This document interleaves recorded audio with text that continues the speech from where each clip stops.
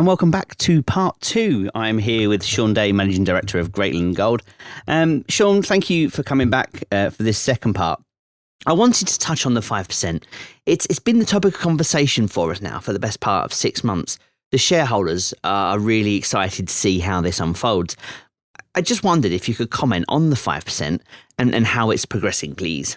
Yeah, look, thanks, Liam, and chatted around this off air just so that we're somewhat restricted around the confidentiality agreement. So I am a little bit more restricted in my comments than I'd otherwise choose to be. But I think what we can say is, since this has been initiated, we're closer to the end of the beginning of the process, which is really encouraging. We've put a lot of time, energy and effort into preparing for this, and shareholders should have a lot of confidence around the degree of preparation that's gone in.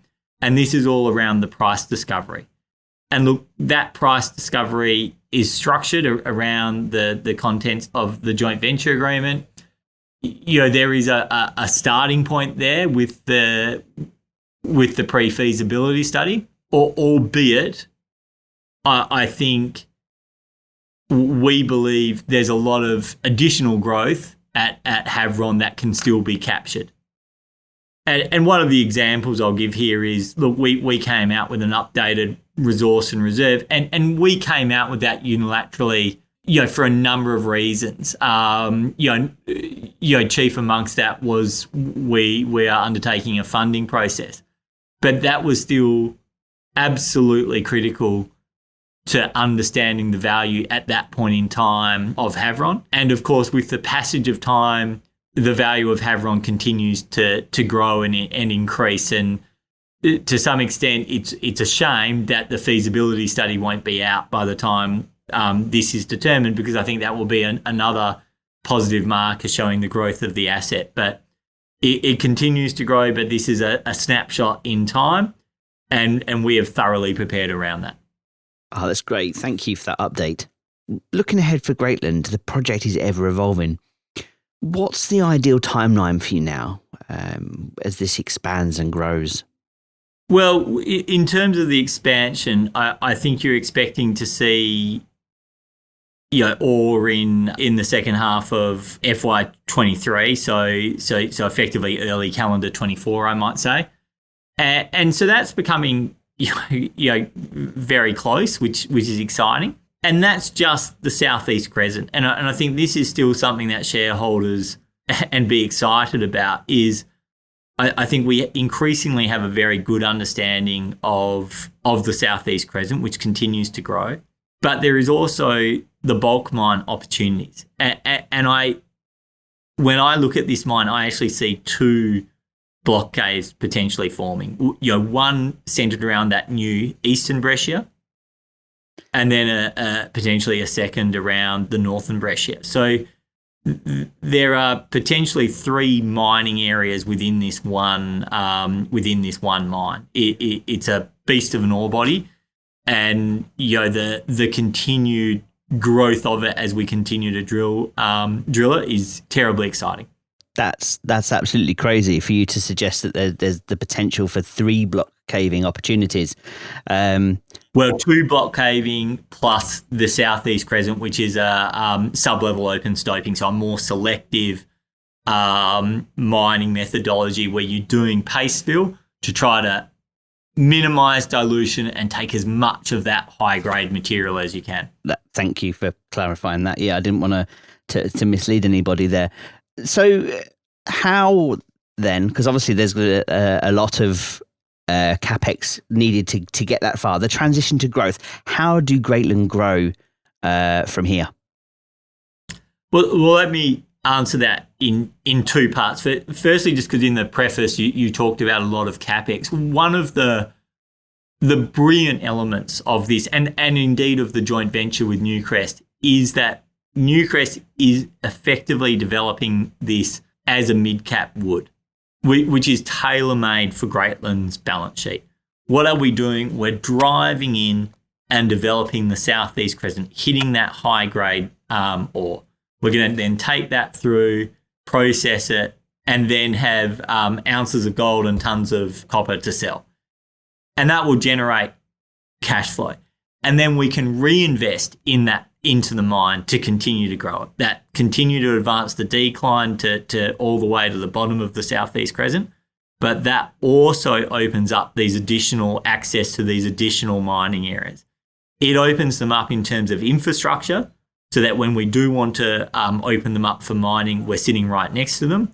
But it also opens them up for drilling. Once you can put an underground drill rig sitting right next to the eastern breccia or halfway down the decline to drill out that northern breccia, it's shorter drilling lengths, and that is obviously cheaper, but equally it shortens the cycle time for information. So you have this beautiful, positive kind of feedback where drilling is cheaper and quicker, and you understand those elements of the ore body quicker. And because you have infrastructure already near those elements, the potential to bring them on as mining zones is also improved, both economically and from a time perspective. If I answer your question in the second part, which was talking about how do we see the expansion? Well, we've got the ongoing growth drilling to the end of June. I think we're looking to still complete 40,000 metres of growth drilling in the second half of the year. But beyond that, in FY23, we have a very substantial growth drilling program planned again. So that's incredibly exciting. We have the feasibility study coming in. And again, although that pre-feasibility study was centred around 2 million tonnes per annum of ore, we did flag that the feasibility study would be looking to take that up around 3 million tonnes per annum. Now, I think 3 million tonnes per annum is about as much as a single decline access can do. So, look, it could be a little bit over, a little bit above. My sense is, that will come up, and that could be as much as a 50% increase in mining rates, which is, that in itself is tremendous growth. Our decline continues to advance very positively. And remember, the Permian zone we're mining through is not homogeneous. As you get deeper through it, it's had more time, more pressure. It's a more solid, mass, and that allows longer cuts and more efficient mining methodology. So I think that's very exciting, and we expect and hope to see and plan to see mining rates. So coupled with the evolution of the mining methods at site, where we start with the sub-level open stope, but then we have the opportunity to bring in these bulk mines. And when you hear Sandeep speak, he talks about ultimately having one mine and two mining methodologies, this sub-level open stoping down this high-grade South-East Crescent, but then opening up the broader Havieron with these, with potentially block caving or at least bulk mining methodologies. And, that is tremendous growth to have sitting inside our known ore zonation. It's just fabulous.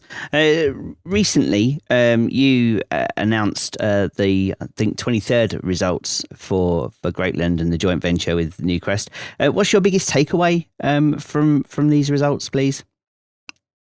Yeah, look, we talked about the South-East Crescent just now, and that for me was the takeaway of this. We've punched a hole below that, which shows another 100 metres of vertical extent, where we're still getting that typical and consistent high-grade South-East Crescent intercept.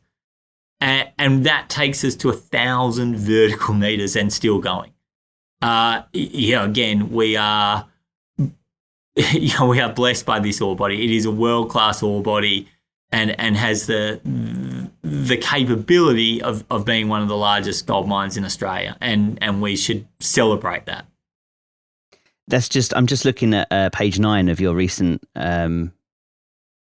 presentation deck to see that growing from the stage 1 and then the updated mineral resource, and then just trying to envisage how that's growing. That is just a phenomenal and as you keep relating to it, it's a beautiful ore body, which is just amazing.